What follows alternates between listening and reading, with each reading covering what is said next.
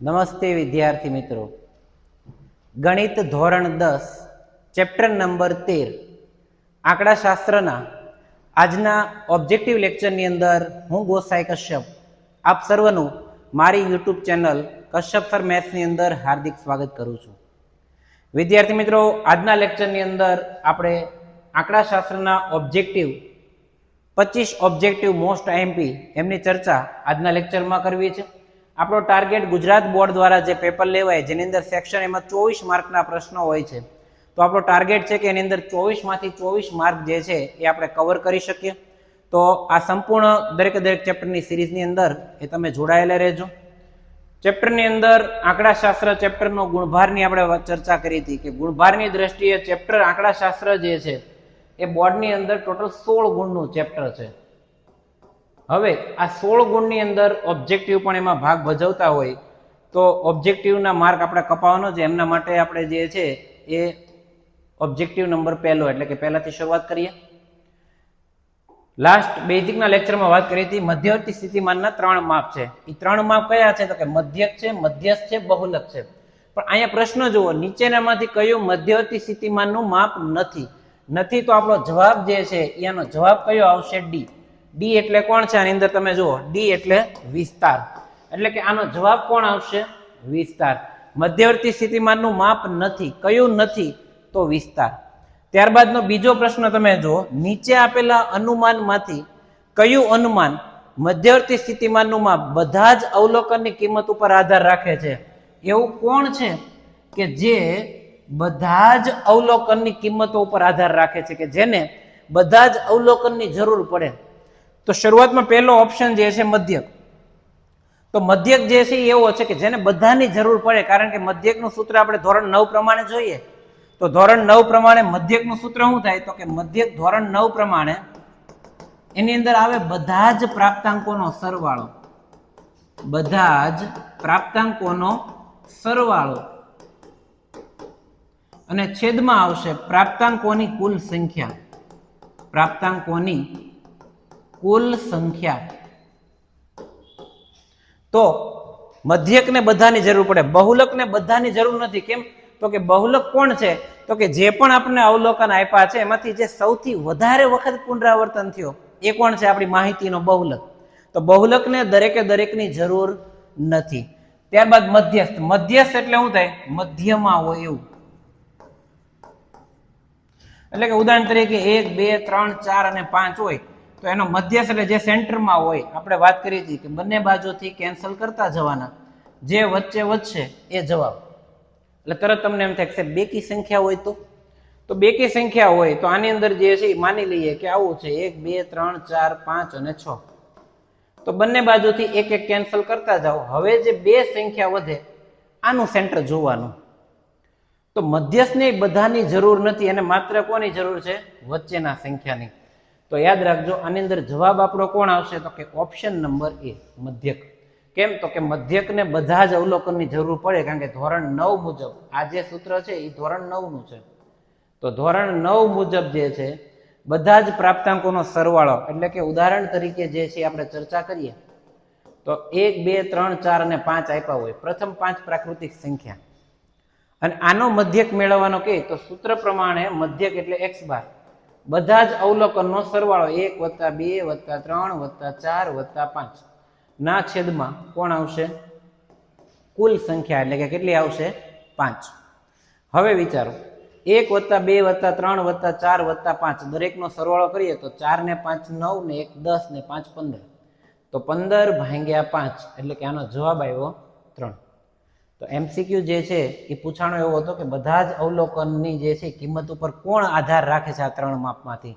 તો એનો જવાબ આવશે મધ્યક. મધ્યકને બધાની જરૂર પડે. ઘણા એવા હોય જેને બધાની જરૂર ન હોય, પણ મધ્યક એવો છે જે ભાઈ બધાની એને જરૂર છે. બહુલક જે છે કે જે વધારે વખત હશે એની પાછળ બહુલક દોડશે, અને મધ્યસ્થ તો કે જે ઓલો સેન્ટરમાં બેઠો હશે માત્ર એની જરૂર છે. તો પહેલી વસ્તુ કે ભાઈ મધ્યકને બધાની જરૂર છે. ત્રીજા ઓપ્શન બાજુ જઈએ, મધ્યક 25 બહુલક 25 તો મધ્યસ્થ. હવે જ્યારે આવું 25-25 હોય એટલે કે બે સંખ્યા સમાન હોય, આની ઉપર આપણે સૂત્ર કયું લાગશે? તો કે ત્રણેયના સંબંધનું. z બરાબર 3m માઇનસ 2x નો બાર. આપણે ચર્ચા કરી હતી કે ત્રણેયના સંબંધનું સૂત્ર કયું? z બરાબર 3m માઇનસ 2x નો બાર. પણ આની શોર્ટકટ કઈ છે? તો કે આની અંદર ટોટલ 3 માપ છે. 3 માંથી કોઈ પણ 2 માપના મૂલ્ય સરખા હોય તો ત્રીજું એ જ હોય. એટલે કે આપણો જવાબ કયો થશે? 25. જો મધ્યક 25 હોય, બહુલક 25 હોય તો મધ્યસ્થનું મૂલ્ય 25 જ હશે. પણ આની આપણે ગણતરીથી જોઈએ. ચાલો કે કઈ રીતે આવ્યું. તો મધ્યક આપ્યો છે 25 એટલે x બાર નું મૂલ્ય આપ્યું છે 25. બહુલક આપ્યો છે 25 તો જે મૂલ્ય આપી મૂકીએ 25 બરાબર 3 એમ આપણે મેળવવાનો છે. ઓછા 2 x બાર એટલે કે મધ્યકનું મૂલ્ય 25. ચાલો 25 દુને 50 તો 25 બરાબર 3m માઇનસ 25 દુને આવડવા કેટલું થયું? 50 માઇનસ 50 આ બાજુ આવશે તો 25 વત્તા 50 બરાબર 3m. 25 અને 50 બીજા એટલે કેટલું થયું? 75 બરાબર 3m. હવે 3 ગુણાકારમાં ક્યાં જશે? ભાગાકારમાં. તો 75 ભાગ્યા 3 બરાબર m. અને 75 ભાગ્યા 3 કરીએ એટલે આનો જવાબ કેટલો આવશે? 25. તો જો x બાર 25 અને આપણે ઇંગ્લિશમાં કેવું હોય તો મધ્યક એટલે x બાર 25, બહુલક એટલે z 25, તો પછી એનો મધ્યસ્થ છે કેટલો મળશે? 25. આ એની ગણતરી છે.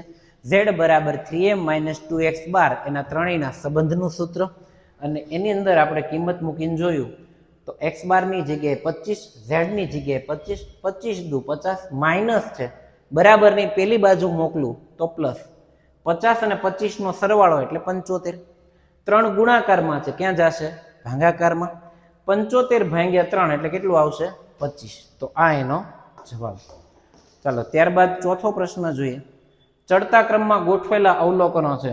તો અવલોકનો બધા જે છે ક્રમમાં ગોઠવેલા જ છે. હવે આપણે કરવાનું શું છે? તો કે એનો મધ્યસ્થ મેળવવાનો છે. ચાલો તો અવલોકનો તો ક્રમમાં જ છે. 6 પછી છે 7, એના પછી કયું આપ્યું છે? x minus 2. ચાલો પછી કોણ આપ્યું છે? x. પછી છે 17 અને 20. રકમમાં વાંચો. મધ્યસ્થ આપી દીધો 16 એટલે કે આપણને કેપિટલ M એની વેલ્યુ આપી દીધી છે 16 અને આપણે મેળવવાની કોની છે? x. એટલે કે આ અનનોન જે x છે એ કોણ છે એ મેળવવાનું છે. તો નિયમ મુજબ આપણે વાત કરી હતી એમ કે બે બાજુથી ઉડાડે જાવ. હવે જે વધે છે એટલે કે આ જે સંખ્યા વધી એનું સેન્ટર ગોતો એ આપણું મધ્યસ્થ થાય.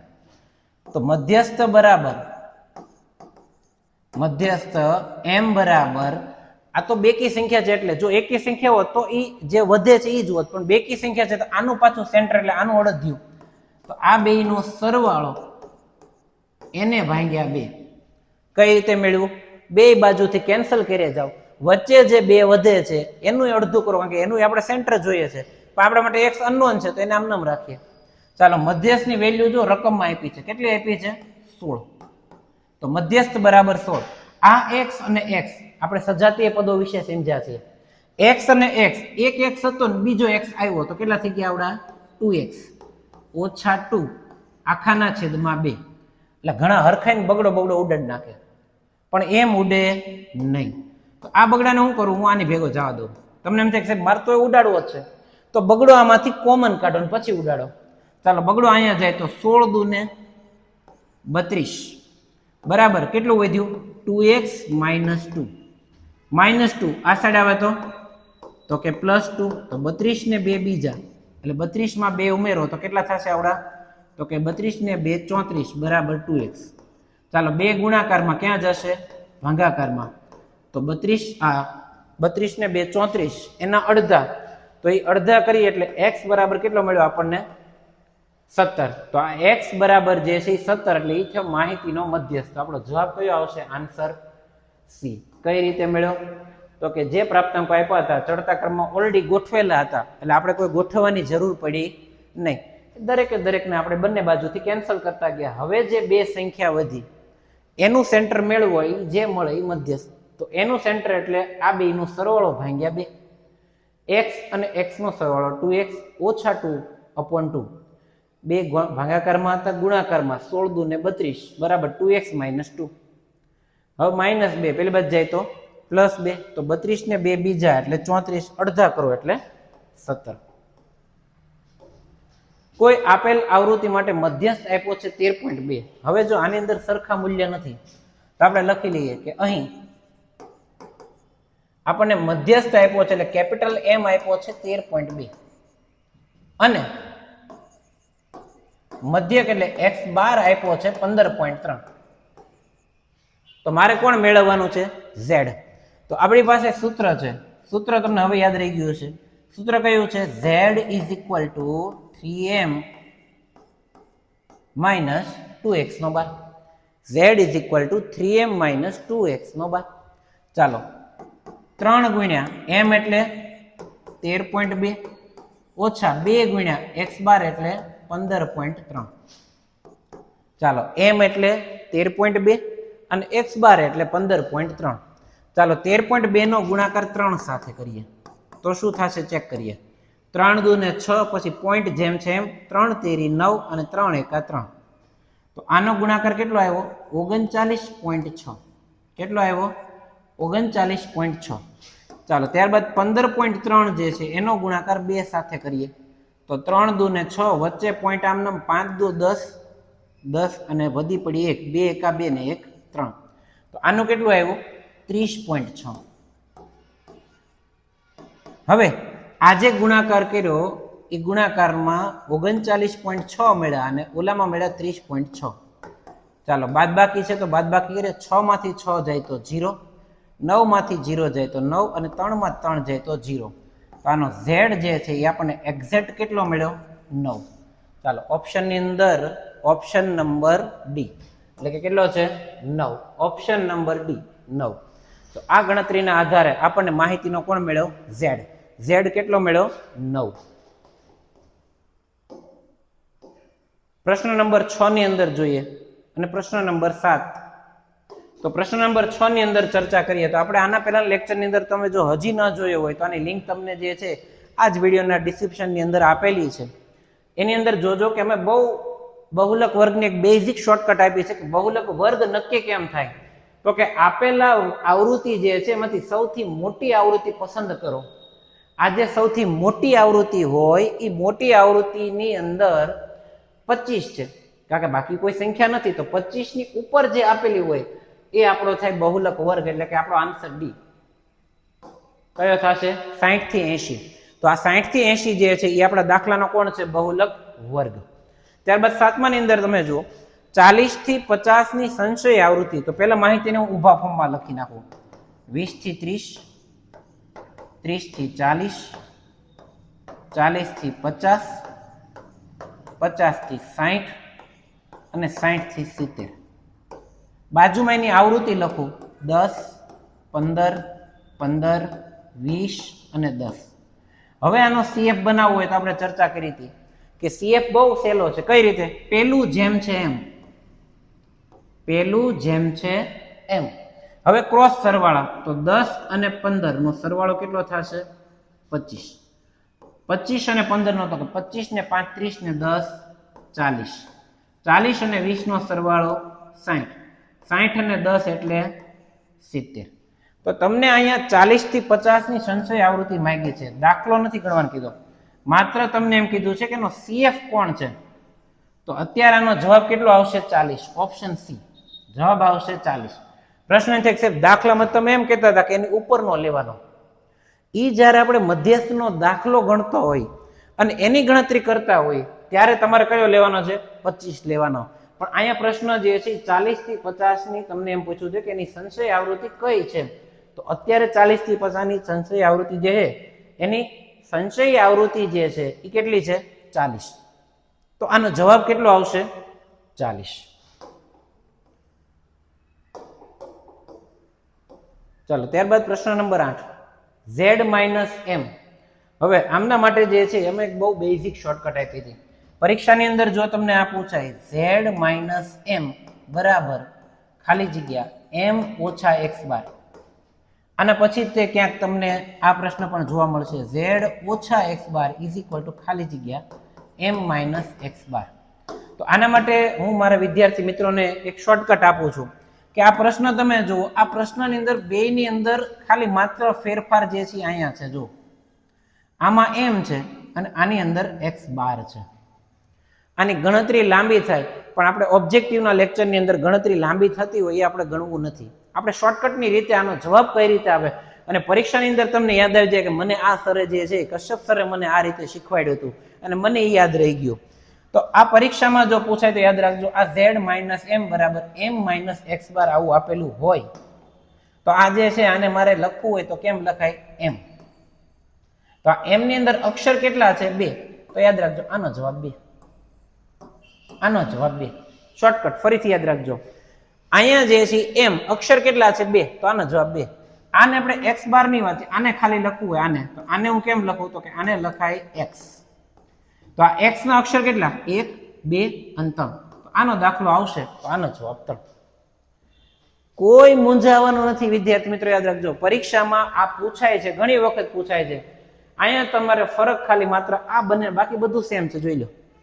તો જો m આવે તો આ m એટલે કે અહીંયા જે છે m વાળું પૂછાય તો m ના અક્ષર કેટલા છે? 2. તો એનો જવાબ 2. x વાળું પૂછાય, આપણે x બાર છે પણ આપણે સમજવા માટે x વાળું પૂછાય તો x ના અક્ષર કેટલા છે? 3. તો એનો જવાબ 3.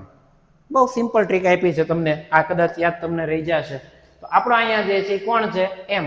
m એટલે કેટલા અક્ષર? 2. તો આનો જવાબ 2. અને સાબિતી જે છે એ પણ હોય, પણ આપણે શોર્ટકટ દ્વારા તમે જે છે આનો યાદ રાખજો. આની સાબિતી હું એકની તમને કરાવું છું કે કઈ રીતે જે છે જવાબ 2 આવે છે. તો આપણા સંબંધનું સૂત્ર છે z = 3m - 2x². આની સાબિતી કરાવું છું, જોજો કામની નથી, પણ તમને ખ્યાલ આવે કે 2 કઈ રીતે આવ્યો. પણ પરીક્ષામાં પૂછે તમારે આ જ જોવાનું છે કે અહીંયા m લખ્યો છે કે x. હવે મારે આવું ડાબી સાઈડ જેવું બનાવવું હોય તો અહીંયા z છે, આના જેવું બનાવવા મારે બંને બાજુથી m ને બાદ કરવો પડે, કારણ કે એક બાજુ તમે ફેરફાર ન કરી શકો, તમારે બે સાઈડથી બાદ કરવું પડે. તો આ સાઈડ કોણ આવ્યું? z - m. અને અહીંયા સાદુરૂપ આપો તો 3m હતા, એમાંથી એક m જતો રહે તો કેટલું વધે? 2m. કેટલું વધે? 2m. z - m. તમારી પાસે સૂત્ર હતું, કયું સૂત્ર હતું? z = 3m - 2x². હવે આમાંથી જે છે m આપણે બાદ કરી નાખીએ, તો m આપણે બાદ કરી નાખીએ એટલે શું વધશે? તો કે z - m = 3m - 2x². ને બંને બાજુથી આપણે m બાદ કર્યો તો આ બાજુ કઈ ફરક નહીં પડે, પણ આ સાઈડ 3m માંથી એક m જતો રહે એટલે કેટલું વધ્યું? 2m. ચાલો હવે તમે જો આ બંનેમાંથી કોમન શું નીકળે છે? તો કે બગડો. તો કેટલું વધ્યું અહીંયા? m - x². તો જો આ આપણો જવાબ. આ પ્રશ્ન છે તમને પૂછાણો તો સાબિતીની જરૂર નથી, માત્ર શોર્ટકટની જરૂર છે, જે તમને આ વિડીયોમાં મળી રહી છે. તો તમારા વિદ્યાર્થી મિત્રોને પણ આ વિડીયોની લિંક શેર કરજો. ત્યારબાદનો પ્રશ્ન જો કોઈ આવૃત્તિ વિતરણનો 9મા પ્રશ્નની અંદર બહુલક તેના મધ્યક કરતા 12 વધુ હોય તો આને પહેલા તો આપણે જે છે એ સિમ્બોલિક રીતે લખવાનો ટ્રાય કરીએ. તો જો બહુલક એટલે કે z એના મધ્યક કરતા 12 વધુ છે, એટલે કે x² કરતા 12 વધુ એટલે પ્લસ. કોના કરતા? બહુલક જે છે એ મધ્યક કરતા 12 વધુ. તો જે મધ્યકનું મૂલ્ય હશે એના કરતા 12 વધુ એટલે કોનું મૂલ્ય થયું? બહુલકનું. આગળ તો બહુલક મધ્યસ્થ કરતા એટલે કે z m કરતા કેટલો મોટો હશે? એટલે કે આપણે આ જોઈએ છે. હવે આમાં તુક્કા ન હાલે, આને આપણે ગણતરી કરવી પડે. બહુલક જે છે એ મધ્યક કરતા 12 વધુ, તો આપણે શું કહે? રાખો મધ્યસ્થ કરતા 12 વધુ, પણ આની અંદર આપણે આની ગણતરી કરવી પડે. તો કઈ રીતે જુઓ? તો કે ગણતરી આની કંઈક આવા પ્રકારની છે. બધે આવું જ્યારે હોય એટલે સમજી લેવાનું કે સંબંધનું સૂત્ર ક્યાંક કામ લાગશે. તો આપણા સંબંધનું સૂત્ર શું છે? z = 3m - 2x². હવે આજે મળ્યું હતું રકમ ઉપરથી એનું પરિણામ નંબર 1 કહું તો પરિણામ 1 પરથી હું x² ને સૂત્રનો કરતા બનાવીશ. પ્રશ્ન થાય કેમ એવું? તો કે મારે જે જવાબ લાવવો છે એમાં x² નું કાંઈ કામ નથી.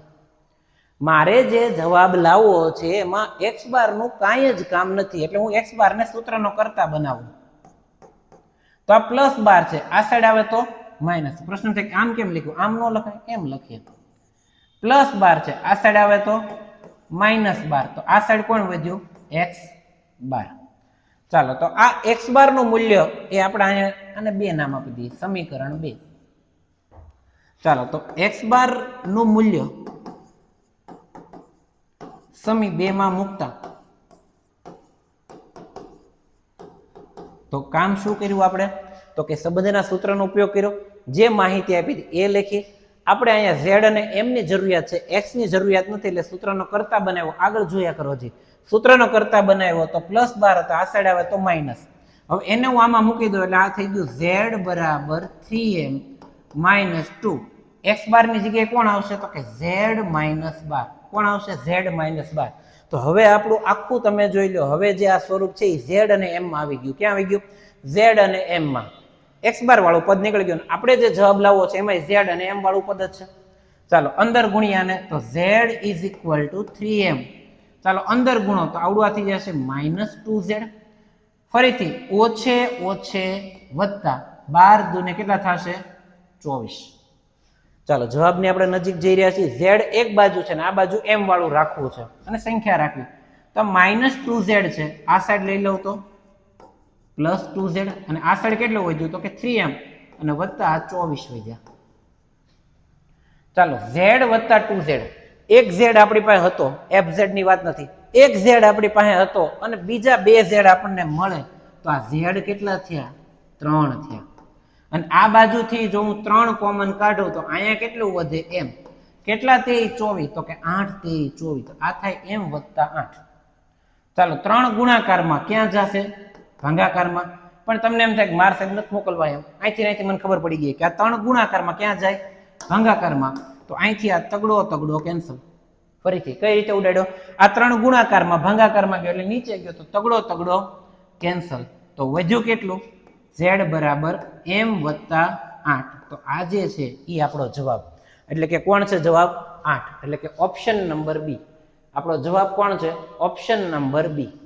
કઈ રીતે આવ્યું એનો ખ્યાલ આવી ગયો તમને? એમ જે છે એ આપણે અહીંયા રાખી અને વત્તા અહીંયા કોણ આવતું હતું એ મેળવવા માટે એની આપણે આ ગણતરી કરી. એવું લાગે તો વિડીયોને ફરીથી પાછળ લઈ અને ફરીથી ચેક કરી લેજો. ત્યારબાદના પ્રશ્નની અંદર આપણે નજર કરીએ તો માહિતીમાં તમને આવા પ્રકારનું કંઈક આપ્યું છે. z + x બાર બરાબર 71 અને z - x બાર બરાબર 3, અને મેળવવાનો પાછો કોણ કીધો? મધ્યસ્થ. જો છે ઓબ્જેક્ટિવ, પણ આ થોડાક દાખલા ટાઈપના જે છે એટલે આપણે એમસીક્યુ થયો અને સાથે સાથે જે છે દાખલો થોડોક સબ્જેક્ટિવ ટાઈપનો છે, એટલે કે મોટો દાખલો છે. જો કઈ રીતે? તો કે અહીંયા આપેલું છે z + x બાર બરાબર 71 અને z - x બાર બરાબર 3, પણ પાછું કર્યું કેવું? ગોતવાનો કીધો એમ, કે જે તો આમાં આપ્યો જ નથી. તો થોડીક ગણતરી જોજો. એમસીક્યુ ની અંદર સાહેબ એટલું લાંબુ પૂછાય ખરું, આપણે હમણાં દાખલો ગણશું ખ્યાલ આવશે, પણ આ સબ્જેક્ટિવમાં આવી શકે. તો જો કઈ રીતે? તો કે અહીંયા મને આ x બાર પ્લસ દેખાય છે અને આ માઇનસ દેખાય, તો હું આ બે વચ્ચે કરી નાખું સરવાળો. તો જો સરવાળો કરીને તો આ z અને z નું શું થઈ જશે? તો કે ઈ થઈ જશે 2z, અને આ x બાર પ્લસ અને માઇનસ ઉડી જાય, કારણ કે સરખામાં સરખું બાદ કરો તો કેવું થાય? 0. અને આ બાજુ 71 ને 3 નો સરવાળો કરો તો આ કેટલો થઈ ગયો? 74. હવે બે ગુણાકારમાં છે, એને ક્યાં મોકલી દઉં? ભાગાકારમાં. તો 74 ના તમે અડધા કરો, જો તો આપણને ખ્યાલ ન આવતો હોય તો ચેક કરો. 74 ના અડધા જે છે એ કેટલા થશે? તો આપણે જો નો ખ્યાલ આવતો હોય તો ભાગાકાર નાખવાનો. તો અહીંયા 2 તેરીને 6, અહીંયા થયા 14 અને 7 દુને 14. તો z બરાબર કેટલા આવ્યા? 37. નો ખબર પડે તો સાઈડમાં ભાગાકાર કરી લેવાનો, એમાં ડાયરેક્ટ ખોટી સંખ્યા લખવાની નહીં. ચાલો z તો મળી ગયો. હવે કઈ રીતે હું કરું છું? તો કે z મળી ગયો, પણ આપણે કામ એનું નથી. તો કે z બરાબર 37, z + x બાર બરાબર 71 માં મૂકતા, અથવા તો આપણે આમ લખીએ કે અહીંયા કે z બરાબર 37 નું મૂલ્ય આપણે z + x બાર બરાબર, એટલે કે જે સમીકરણ આપ્યું હતું આપણે એની અંદર મૂકતા, અથવા તો આ કઈ ન લખવું હોય તો આપણે જે છે આને કહી દઈએ સમીકરણ નંબર 1 અને આને કહી દઈએ સમીકરણ નંબર 2. તો અહીંથી એવું લખી શકાય કે z બરાબર 37 સમી z બરાબર 37 સમી 1 માં, એટલે સમીકરણ 1 માં મૂકતા. તો જ્યાં તમને z દેખાય છે 1 માં, ત્યાં મૂકો 37. તો 37 + x બાર બરાબર 71. ચાલો +37, આ સાઈડ આવે તો -37. ચાલો 71 માંથી આપણે 37 બાદ કરીએ તો 71 માંથી 37 ભાગને ચાલે એટલે 10 એટલે અહીંયા 6, અહીંયા 10. તો 10 ને 1 11, 11 માંથી 7 જાય એટલે કેટલા વધ્યા? 4. અને 6 માંથી 3 જાય તો કેટલા વધ્યા 3. તો x બાર જે છે એ કેટલો મળ્યો 34. પણ જો આ દાખલો જ છે એક ટાઈપનો, હજી આપણને એમ નથી મળ્યો. તો એમ માટે આપણા ત્રણેયના સંબંધનું સૂત્ર એટલે કે z બરાબર 3m - 2x નો બાર. z બરાબર 3m - 2x નો બાર. ચાલો z કેટલો છે 37, એમ આપણે મેળવવાનો છે અને 2 ગુણ્યા x બાર એટલે કેટલો છે 34. ચાલો 37 આમ નામ 3m આમ નામ આનો ગુણાકાર થશે માઇનસ, ચાલો 34 દો એટલે કેટલા થઈ જશે 68, માઇનસ 68 આ સાઈડ મોકલું તો પ્લસ 68 અને બરાબર 3m. ચાલો 68 ની અંદર આપણે 37 ઉમેરીએ તો 8 ને 7 15 5 વધી પડી 1 6 ને 3 9 ને 1 10 એટલે કે 105. તો આ આવ્યું 105 બરાબર 3m. ચાલો 3 ગુણાકારમાં ક્યાં જશે ભાગાકારમાં. તો 105 ભાગ્યા 3 કરો તો કોના ઘડિયામાં આવશે 5 ના ઘડિયામાં આવશે તો કે હા સાહેબ આવશે. ક્યાં આવશે તો કે 35 તેરી આપણે ચેક કરીએ 105 ભાગ્યા 3 તો 3 તેરી 9 અહીંયા વધ્યા 15 તો 5 તેરી ને 15 એટલે કે કોના વડે ભાગ ચાલ્યો આપણો 35 વડે. તો આ m બરાબર કેટલા આવ્યા 35. તો પ્રશ્ન છે કે સાહેબ આવો બધું MCQ પૂછાય ખરો? પરીક્ષાની અંદર જે છે જનરલી ન હોય પણ આ 2 માર્કના દાખલાની અંદર આવી જાય. તો આના દ્વારા તમારું જે છે 2 માર્કના દાખલાનું પણ જે છે સોલ્યુશન થઈ ગયું. આ પરીક્ષાની અંદર 1 માર્કમાં ન આવે. 1 માર્કની અંદર તો આપણે જે ચર્ચા કરી હમણાં આગળ કે જેની અંદર m બરાબર 25 છે, z બરાબર 25 છે, તો ત્રીજી વેલ્યુ આપણને મેળવવાની કે અથવા તો અલગ અલગ વેલ્યુ આપી હોય અને ત્રીજું કોઈ પણ મૂલ્ય મેળવવાનું કે. પણ આ પ્રશ્ન જે છે 2 માર્કની અંદર પૂછાતો હોય તો આની ગણતરી જે છે એટલે કે સૌપ્રથમ એનો સરવાળો કરો એટલે આમાં જેની નિશાની વિરુદ્ધ હશે એ કેન્સલ થશે. એ મળી જાય એટલે સમીકરણ 1 અથવા તો 2 જે રકમમાં આપ્યું છે એમાં કિંમત મૂકો એટલે બીજો ચલ મળશે. અને હવે ત્રણેયના સંબંધના આધારે જે તમારે ત્રીજાની કિંમત જોઈએ છે માપની એ તમને મળી જશે. ચાલો તો આ દાખલો જે છે એનો સ્ક્રીનશોટ તમારે લેવો હોય તો પણ તમે લઈ લેજો. ત્યારબાદ આપણે ચર્ચા કરીએ આગળના પ્રશ્નની. તો આગળના પ્રશ્નની અંદર જોઈએ કે વિદ્યાર્થી મિત્રો આપણે ટાર્ગેટ બેન્ચ અને જે ઓબ્જેક્ટિવ માટેની જે છે કે જેમની અંદર આપણે એટલા વિડીયો જે છે એ મૂકી દીધા છે. હાલ આંકડાશાસ્ત્રનો બેઝિક લેક્ચર તમે ન જોયો તો પણ જોઈ લેજો. સંભાવના જે છે જેમની બેઝિક થિયરી અને એમના ઓબ્જેક્ટિવ ખૂબ જ સારો રિસ્પોન્સ જે છે એમની અંદર અમને મળ્યો છે. તો એમના માટે પણ દરેકનો હું ખૂબ ખૂબ આભાર માનું છું. આ બેઝિક લેક્ચર જે છે એનાથી તમારા જે છે એ કન્સેપ્ટ ક્લિયર થાય અને ઓબ્જેક્ટિવ લેક્ચરથી જે છે એ તમને એમાંથી કેટલું આવડ્યું જે છે એમનું જે છે તારણ નીકળી શકે. તો બેઝિક લેક્ચર આપણે આંકડાશાસ્ત્રનો પણ તમે જોઈ આવજો.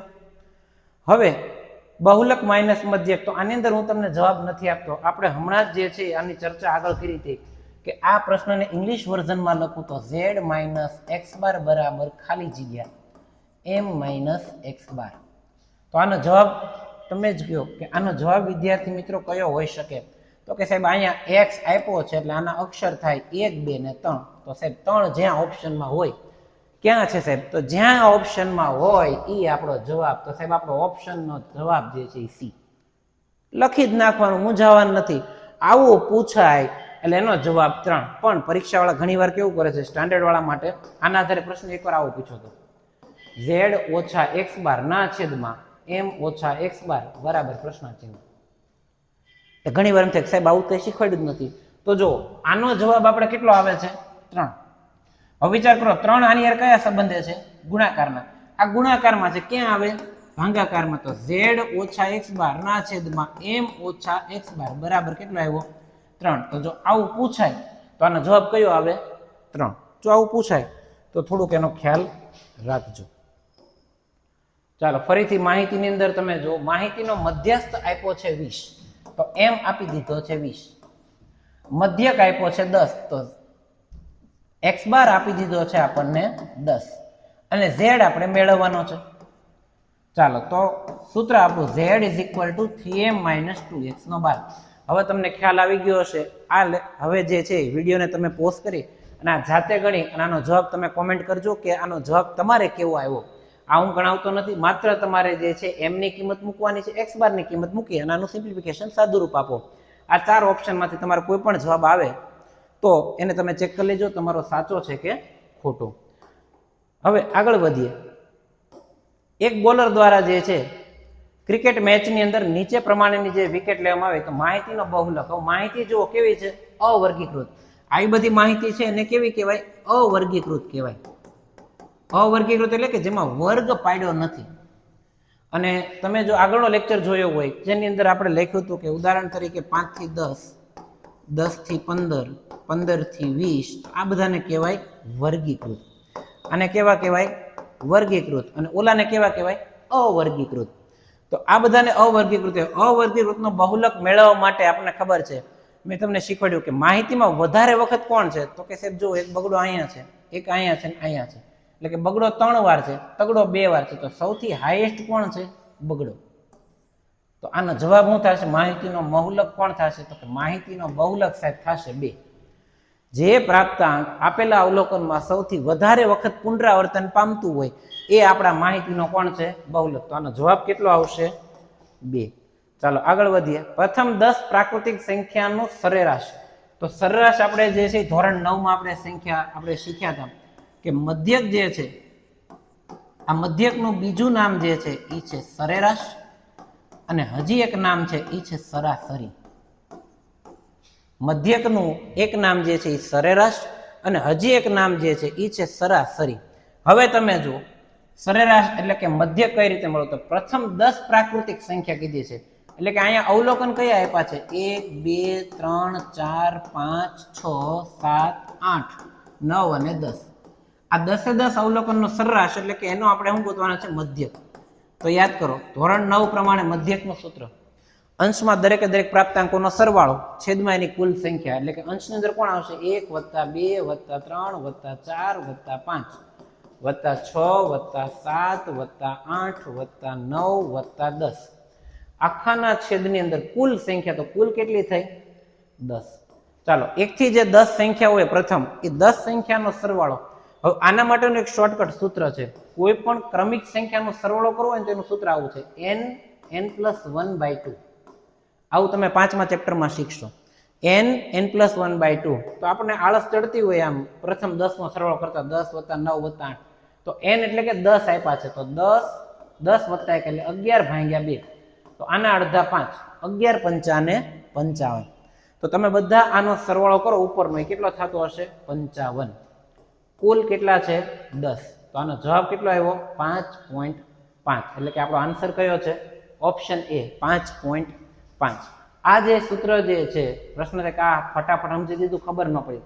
આ આપણે ચેપ્ટર નંબર 5 સમાંતર શ્રેણીની અંદર, ચેપ્ટર નંબર 5 તમારા ધોરણ 10 માં સમાંતર શ્રેણી, એની અંદર આપણે સાબિતી સહિત આને સમજશું કે કઈ રીતે જે છે એ આવું આવે. n એટલે કે નંબર, એટલે કે કેટલા નંબર આપ્યા છે? તો એ 10. તો 10 કૌંસમાં 10 + 1 એટલે 11/2. અહીંયા ભાગ ઉડ્યો હતો એટલે 5 × 2 = 10, 11 × 5 = 55. તો અંશનો સરવાળો જે છે એ 55 થતો હશે. ચાલો આવા પ્રશ્ન ઘણીવાર 2 માર્કની અંદર પણ પૂછાય, 1 માર્કની અંદર પૂછાય.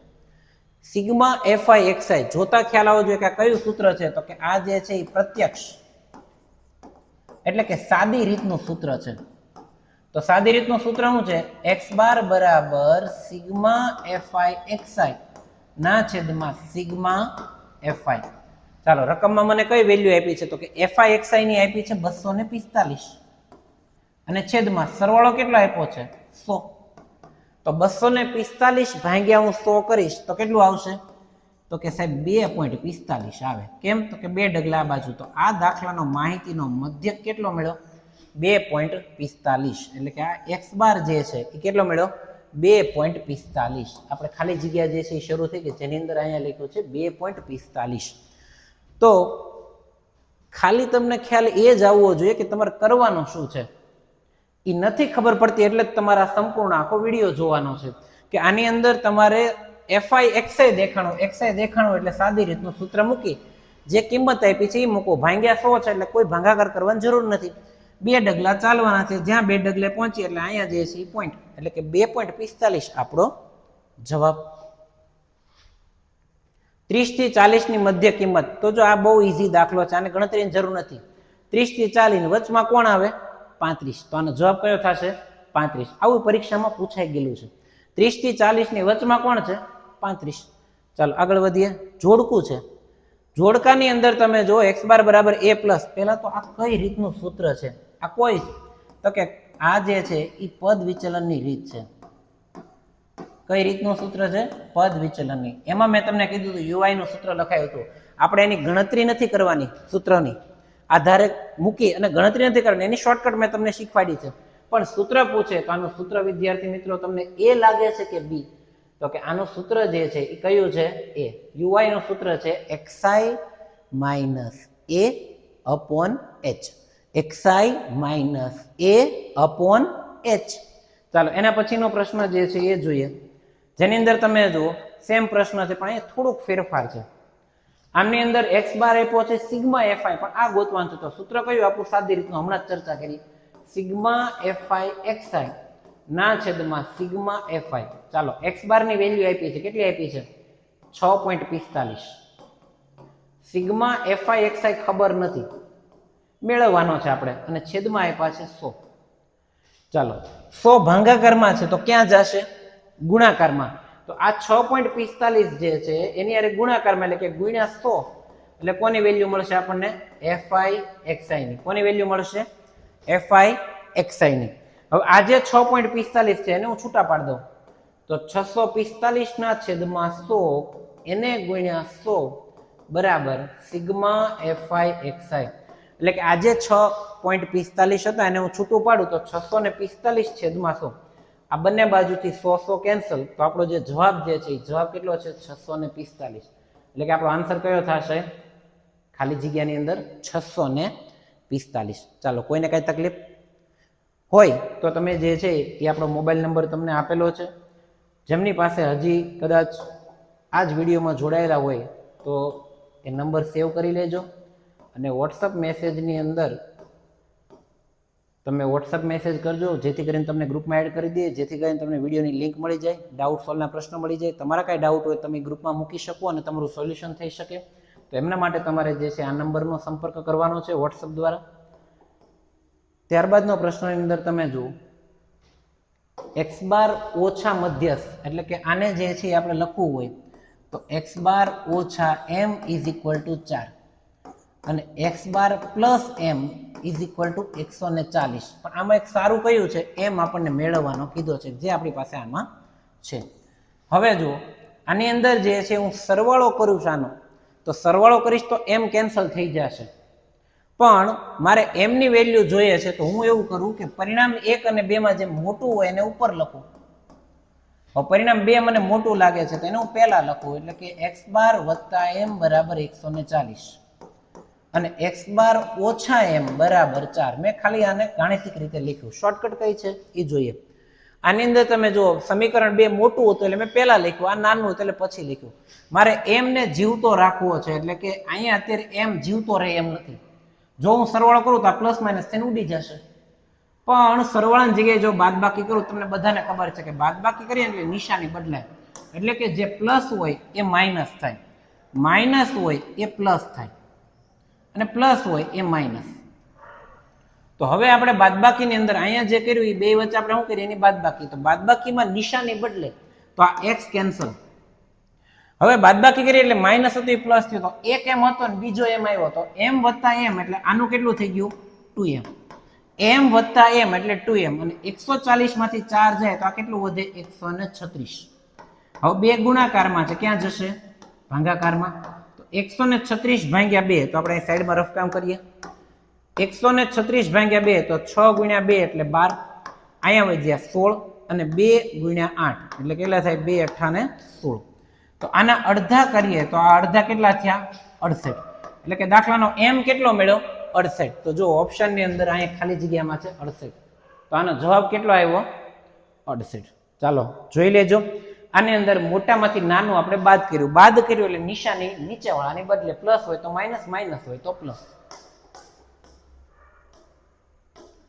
દાખલાની અંદર યુઆઈ વાળી માહિતી છે. હવે યુઆઈ એટલે કયું સૂત્ર હતું? કે યુઆઈ ને જોતા જ આપણને યાદ આવી જાય પદ વિચલનની, a plus sigma fi UI છેદમાં સિગ્મા fi એને ગુણ્યા h. ચાલો જે કિંમત આપી છે મૂકીએ. એ આપ્યો છે, કેટલો આપ્યો છે 47.5 વત્તા FIUI આપ્યો છે, કેટલો આપ્યો છે 29, સિગ્મા FI આપ્યો છે કેટલો 30 અને H કેટલો આપ્યો છે 15 અને x બાર એટલે કે મારે મધ્યક મેળવવો છે. ચાલો તો વિદ્યાર્થી મિત્રો જોજો કે આની અંદર જે માહિતી આપી હતી પણ ખબર પડે સૂત્ર કયું મૂકવું તે અહીંથી ખબર પડી. UI આપ્યો એટલે UI કયા સૂત્રમાં છે? પદ વિચલનમાં. તો પદ વિચલનનું સૂત્ર x બાર બરાબર a plus sigma FI UI છેદમાં સિગ્મા FI ગુણ્યા h. ચાલો ખ્યાલ આવી ગયો. હવે અહીંયા ભાગ ઉડે જુઓ 15 દુ ને 30 કારણ કે આ ગુણાકારમાં છે આ ભાગાકારમાં છે. 15 દુ ને 30 29 ના અડધા કરીએ તો આ 47.5 તો 29 ના અડધા 14 દુ 28 અને બીજું અડધું એટલે કે 14.5 આ 14.5 જે છે બરાબર ઈ કોના અડધા થાય 30 ના અડધા થાય અરે 29 ના અડધા 29 ના આપણે અડધા કરીએ તો કેટલા થઈ જશે તો કે 14.5 તો આ 47.5 એની અંદર આપણે આ 14.5 નો ઉમેર્ય કરીએ તો 5 ને 5 10 ઈશું ને વધી પડી 1 7 ને 4 11 11 ને 1 12 બારીઓ બગડો વધી પડી 1 4 ને 5 ને 1 6 તો કેટલો આવ્યો જવાબ આનો 62 કયો મળ્યો x બાર. તો જુઓ તો આની અંદર 62 એટલે કે x બાર આપણો કઈ રીતે મળ્યો તો કે હવે તમને જે છે એ સૂત્ર આવડતા હોવા જોઈએ. નથી આવડતા તો સૂત્રને 10 વાર લખો પછી જે છે જાતે લખવાનો પ્રયત્ન કરો અને જુઓ ક્યાં ભૂલ પડે છે. સૂત્રની માટેની તમે એક નાની એવી ડાયરી બનાવી લો. આ ડાયરીની અંદર દરેકે દરેક સૂત્ર લખી લ્યો અને પછી જે છે એ સૂત્રને રોજે જે એકવાર માત્ર વાંચો અને પછી તમે જુઓ કે સૂત્ર તમને જે છે એ દરેકે દરેક કઈ રીતે આવડે છે. એ બધા આવડી જશે, એમાં કોઈ તમને ભૂલાશે નહીં. ત્યારબાદ 21મો પ્રશ્નની અંદર તમે જુઓ L આપ્યો છે, N આપ્યો છે ને CF. CF ને ભાળીને તરત આપણને યાદ આવી મધ્યસ્થની. તો જો સૂત્ર નહીં આવડતું હોય તો પ્રશ્ન નહીં આવડે. આ પ્રશ્ન 1 માર્કમાં પૂછાય, ઘણીવાર પૂછાય, ઘણીવાર 2 માર્કમાં પૂછાય. તો સૂત્ર m બરાબર L plus n/2 minus CF ના છેદમાં f ગુણ્યા h. ચાલો કિંમત મૂકી આની અંદર જે કિંમત આપી હોય L ની કિંમત આપી છે તો L ની કિંમત છે 125 n/2 તો દાખલાની અંદર જો n આપ્યો છે ઘણામાં કન્ફ્યુઝ થાય સાહેબ આ n હશે દેખાય છે ઈ જ છે કોણ છે n તો અડધા કરવાના તો 68 ના અડધા કરો અડધા એટલે કેટલા 34 ઓછા CF એટલે કેટલો આપ્યો છે 22 f એટલે 20 અને h એટલે પણ 20. તો આની અંદર તમે જુઓ અહીંથી આ 20 કેન્સલ કેમ કે અંશમાં અને છેદમાં આ અંશમાં તો આ છેદમાં તો કેન્સલ થયા તો કેટલું વધ્યું તો કે 125 વત્તા 34 માંથી 22 જાય 34 માંથી 22 જાય તો કેટલા વધશે તો કે 34 માંથી 22 જાય એટલે સાહેબ 12 વધે સરવાળો કરીએ તો કેટલો થાય 137. તો આનો આન્સર જે છે જુઓ 137 એટલે કે દાખલાનો મધ્યસ્થ જે છે એ મધ્યસ્થ આપણને કેટલો મળી ગયો 137. અને આ જોઈને તમને જો યાદ આવી જાય તો દાખલો તમને યાદ આવી જવો જોઈએ કે કયો દાખલો છે તો કે આ સ્વાધ્યાય 13.3 નો પ્રશ્ન પહેલો કે જે આપણે આની પહેલાના જે છે એ બેઝિક લેક્ચરની અંદર વાત કરી ત્યારે આ દાખલો આપણે ગણ્યો તો યાદ આવ્યો કઈ? આ દાખલાની ગણતરી હજી પણ જો બેઝિક લેક્ચર ન જોયો ને ડાયરેક્ટ ઓબ્જેક્ટિવ જોવો છો તો બેઝિક લેક્ચર પણ એકવાર જોઈ લેજો જેથી તમારો કોન્સેપ્ટ જે છે એ વ્યવસ્થિત રીતે ક્લિયર થઈ જાય. ચાલો ત્યારબાદ જે છે હવે પછીના પ્રશ્નોની અંદર આપણે આગળ વધીએ 22મા પ્રશ્નમાં. તો 22મા પ્રશ્નની અંદર બહુલક તમને આપી દીધો છે, માહિતી અવર્ગીકૃત છે અને બહુલક કહી દીધો. બહુલક ક્યારે કહેવાય? જ્યારે એ વધારે વખત હોય તો આની અંદર તમે જુઓ કે 43 કેટલી વખત છે તો કે 43 2 વખત છે. સેમ 48 પણ 2 વખત છે. હવે મારે જવાબ જે છે બહુલક 43 રાખવો એનો મતલબ કે ધોરણ 9 મુજબ જે પ્રાપ્તાંક વધારે વખત હોય તો આમાં તો 43 2 વખત છે અને 48 2 વખત છે. તો હું શું કરીશ તો કે આમાં વિચારીશ કે ભાઈ જવાબ મારે 43 લાવવો હોય તો x ને મારે ફરજિયાત કેટલો લેવો પડે x બરાબર કેટલો લેવો પડે 43. x બરાબર કેટલો લેવો પડે 43. જો હું 43 લઉં એટલે હવે 43 કેટલી વાર થઈ ગયો 3 વાર.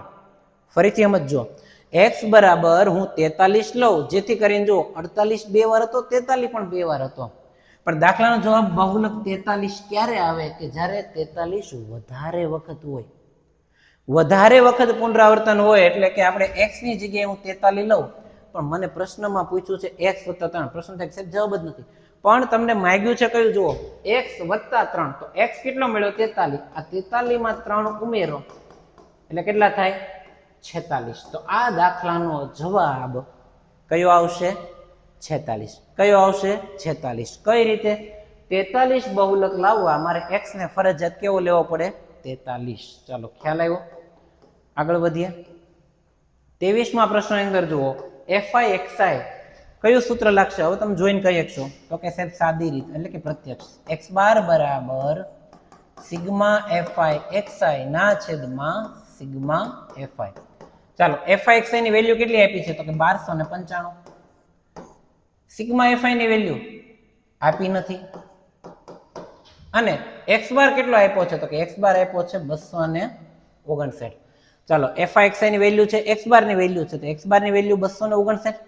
સિગ્મા fi xi ની જગ્યાએ 1295. સિગ્મા fi આપણને ખબર નથી. તો આ ગુણાકારમાં, આ જે ભાગાકારમાં હતો સિગ્મા fi એ ઉપર આવશે, અને જે ઉપર 259 હતા એ 1295 ના ભાગાકારમાં આવશે. હવે 259 ને કેટલા વડે ગુણીએ તો 1295 આવે એ નથી ખબર. તો એના માટે આપણે એવું કામ કરીએ કે આ જે 259 જે છે અહીંયા એકમના સ્થાને 5 છે, તો 9 ના ઘડિયામાં એકમના સ્થાને 5 ક્યાં આવે? તો કે 9 1 9, 9 2 18, 9 3 27, 9 4 36, 9 5 45. તો આને હું 5 વડે ગુણું, જવાબ છે એવું નથી કહેતો હું, 5 વડે ગુણું અને 1295 આવે તો બરોબર છે, ભાગ હશે. જોઈએ 9 5 45 વધી પડી 4, 5 ગુણ્યા 5 25, 25 ને 4 કેટલા થશે? 29 વધી પડી 2, 5 દુ 10 ને 2 12. તો કે વાહ, આ તો ભાગ ચાલી ગયો. કેટલા વડે ચાલ્યો? 5 વડે. પણ એના માટે મેં શું વિચાર્યું? તો કે અહીંયા એકમના સ્થાને 5 છે અને અહીંયા એકમના સ્થાને 9 છે, તો 9 ના ઘડિયામાં એવી કઈ સંખ્યા છે જેના વડે ગુણતા એકમના સ્થાને 5 આવે? તો કે ન્યા આવે 9 5 45. તો મેં વિચાર્યું કે આપણી સંખ્યાને 5 વડે ગુણીને જો કદાચ મેળ પડી જાય, તો મેળ પડી ગયો. તો આપણા દાખલાનો સિગ્મા fi કેટલો આવ્યો? 5. કેટલો આવ્યો? 5. ચાલો ખ્યાલ આવ્યો? સિગ્મા fi કેટલો આવ્યો? 5. ચાલો હવે જોઈએ એના પછીનો પ્રશ્ન. 5 અવલોકનનો બહુલક 3, તો m કેટલો? હવે તમને આવડવું જોઈએ. અત્યારે તમે જુઓ 0 એક વખત છે, 2 એક વખત છે, 3 એક વખત ને 5 એક વખત છે. મારે દાખલાનો જવાબ 3 રાખવો હોય, એટલે કે બહુલકનો જવાબ 3 રાખવો હોય, તો એમને તમે જ જવાબ આપજો. આ કોમેન્ટમાં તમારે કહેવાનું છે કે આ દાખલાનો m કેટલો લેવો પડશે. બહુલક એટલે જે વધારે વખત પુનરાવર્તન પામતું હોય. કેવું? વધારે વખત પુનરાવર્તન પામતું હોય. તો આનો m કેવો લેવાનો છે એ તમે કોમેન્ટ કરજો. ત્યારબાદ 25મો પ્રશ્ન, જોડકું. બહુલકનું સૂત્ર પૂછ્યું છે, પણ આપણે કન્ફ્યુઝ થાય કે આમાં કયું સૂત્ર છે. તો આપણે બહુ વ્યવસ્થિત શીખવાડ્યું છે કે z = l plus f1 minus f0 ના છેદમાં 2f1 minus f0 minus f2 ગુણ્યા કોણ થશે? h. તો આની અંદર તમે જુઓ કે આ જોડકું જે છે એનો જવાબ કયો છે? b. આ નથી. કેમ? તો કે અહીંયા આ રીતનું આપ્યું છે. બીજું કે અહીંયા ઉપર જે છે f2 આપ્યો છે, ત્યાં f2 ન હોય, તો આપણું જે છે એ સૂત્ર કયું થશે? b. તો ઘણીવાર વિદ્યાર્થી મિત્રો સૂત્ર પણ 1 માર્કમાં પૂછાઈ શકે. તો આજે આપણે વાત કરી, જે ચર્ચાઓ કરી એ ઓબ્જેક્ટિવની ચર્ચાઓ કરી. વિડીયો તમને ગમ્યો હોય તો આ વિડીયોને તમારા વિદ્યાર્થીઓ મિત્રો, તમારા જે ભાઈબંધ દોસ્તાર હોય એમના સુધી શેર કરજો. ચેનલમાં તમે નવા છો તો એને સબસ્ક્રાઈબ કરજો, અને વિડીયોને જે છે ગમ્યો હોય તો લાઈક કરજો. અને આ જ રીતે અમારો ઉત્સાહ જે છે એ તમે વધારતા રહેજો. ચાલો તો અહીંયા સુધી રાખીએ છીએ. નવા જે છે વિડીયોની અંદર એ આપણે ચેપ્ટર નંબર 1 વાસ્તવિક સંખ્યા જે છે એમના સાથે મળવાના છીએ. તો વિડીયોની અંદર જે છે જોડાયેલા રહેજો અને તમારા મિત્રો સુધી પણ આ વસ્તુને શેર કરજો.